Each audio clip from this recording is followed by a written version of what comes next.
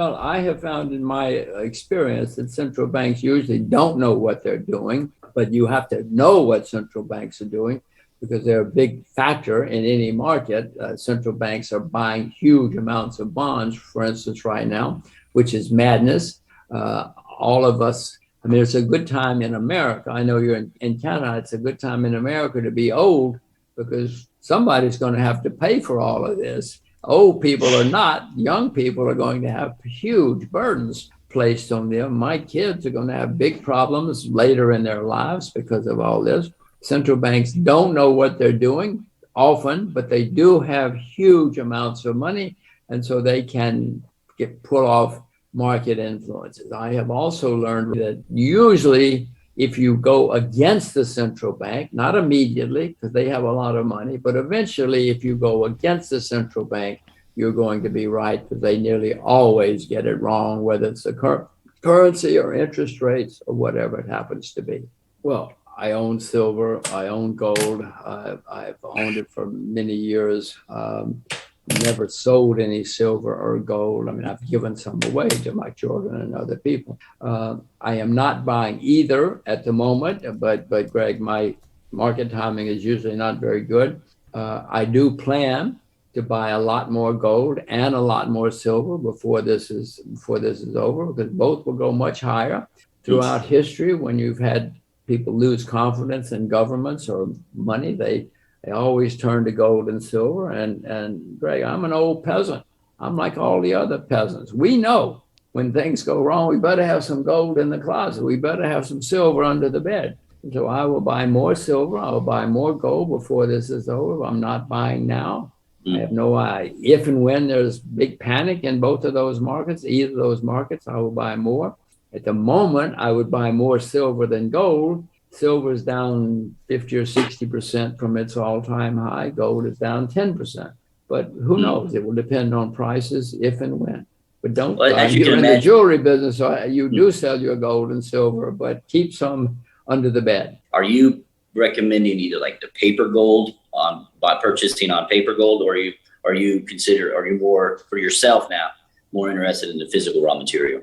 Well, Greg, it depends on what your expertise. If you know a lot about gold and silver, I mean, in the futures market, you'll make staggering amounts of money if you get it right. You can also lose staggering amounts of money before lunch if you get it wrong in the futures markets. But that's a wonderful way if you know what you're doing.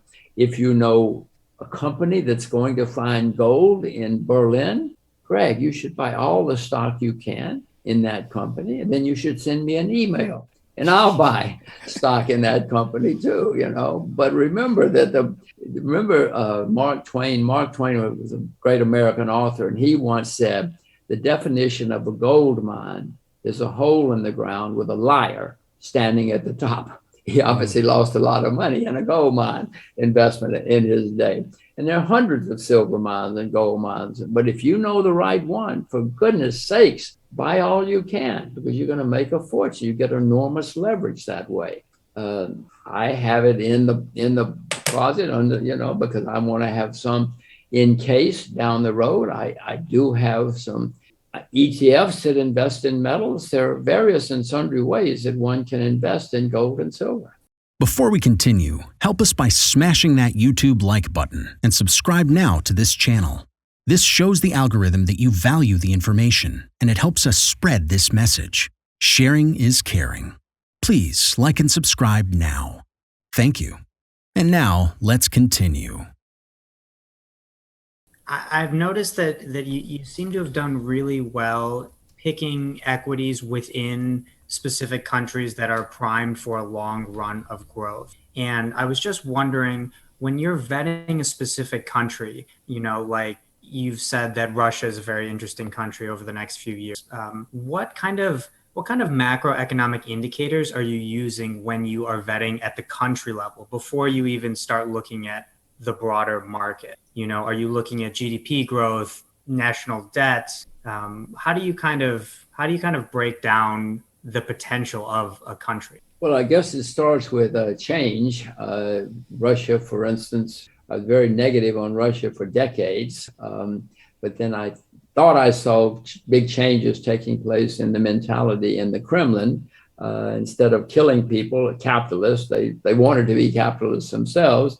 And Russia doesn't have huge debt like America or other places, and there are huge natural resources in Russia. So I thought when I saw that change in the government, the mentality, then I started looking for, okay, now what do I do?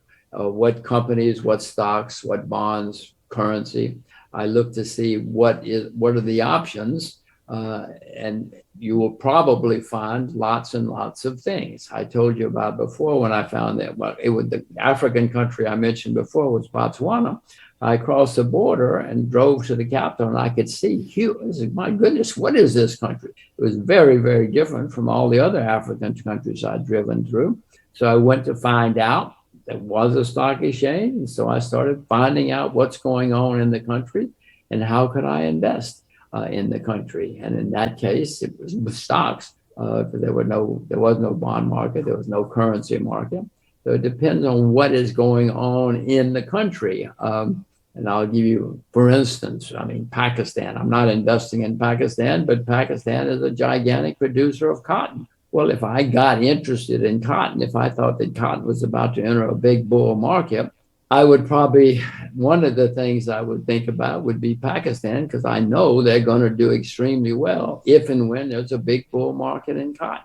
And then I would have to find, okay, what stocks on the Pakistan Stock Exchange will be the best way to invest. It depends on what's happening in the world is the first place I start. And if I see change, then I have to figure out, okay, what do I do next? If there's a stock market in Afghanistan, and I don't think there is, but I told my assistant to find out, if there's a stock market in Afghanistan, I know it's low. You know what's been happening. It'd be a gigantic disaster in Afghanistan.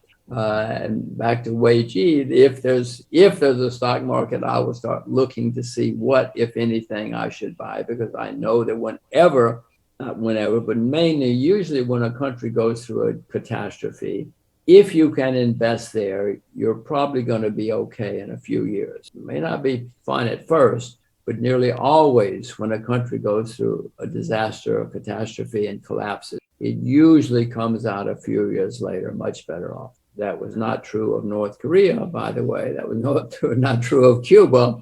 But so you have to do more than just buy blind, but it could happen. What to do in such a situation? Inform yourself and keep your financial education strong. We from the Compact Group offer our loyal subscribers a free educational portal with first-hand monetary, financial, and economic knowledge. Enter our invite-only Insider Club by clicking the link below. You will get access to first-class information far earlier than the rest. We have prepared a special deal for all our members where you can access a giant pool of Robert Kiyosaki's financial wisdom for just $1. To find out more, simply click the link below and join our Insider Club absolutely free.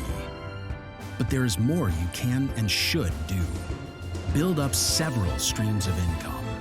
More and more people realize that they have to take their future in their own hands, but they don't know how and where to start. We from Compact offer our Insider Club members unique opportunities. Strengthen your financial muscle and get the edge. Click the link below. Become part of our free Insider Club. No financial obligations. But there's one important thing you have to know. You have to become active. So do it now. Become active and see you on the other side.